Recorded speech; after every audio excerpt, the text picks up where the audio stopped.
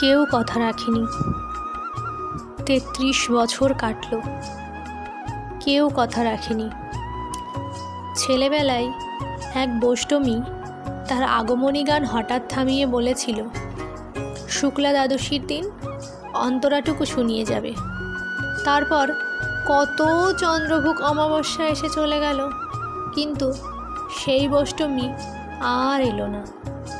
২৫ বছর প্রতীক্ষায় আছি। মামাবাড়ির মাঝি নাদের আলী বলেছিল, বড় হও দাদা ঠাকুর, তোমাকে আমি ৩ প্রহরের বিল দেখাতে নিয়ে যাব। সেখানে পদ্ম ফুলের মাথায় সাপ আর ভ্রমর খেলা করে। নাদের আলী, আমি আর কত বড় হব? আমার মাথা এই ঘরের ছাদ ফুঁড়ে আকাশ স্পর্শ করলে তারপর তুমি আমায় ৩ প্রহরের বিল দেখাবে? একটাও রয়্যাল গুলি কিনতে পারিনি কখনো। লাঠি লজেন্স দেখিয়ে দেখিয়ে চুষেছে লস্কর বাড়ির ছেলেরা। ভিখারির মতন চৌধুরীদের গেটে দাঁড়িয়ে দেখেছি ভেতরে রাস উৎসব। অবিরল রঙের ধারার মধ্যে সুবর্ণ কঙ্কণ পরা ফর্সা রমণীরা কত রকম আমোদে হেসেছে।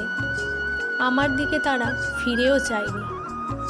বাবা আমার কাজ ছুঁয়ে বলেছিলেন, দেখিস একদিন আমরাও। বাবা এখন অন্ধ, আমাদের দেখা হয়নি কিছুই। সেই রয়্যালগুলি, সেই লাঠি লজেন্স, সেই রাস উৎসব আমায় কেউ ফিরিয়ে দেবে না। বুকের মধ্যে সুগন্ধি রুমাল রেখে বরুণা বলেছিল, যেদিন আমায় সত্যিকারের ভালোবাসবে সেদিন আমার বুকেও এরকম আতরের গন্ধ হবে।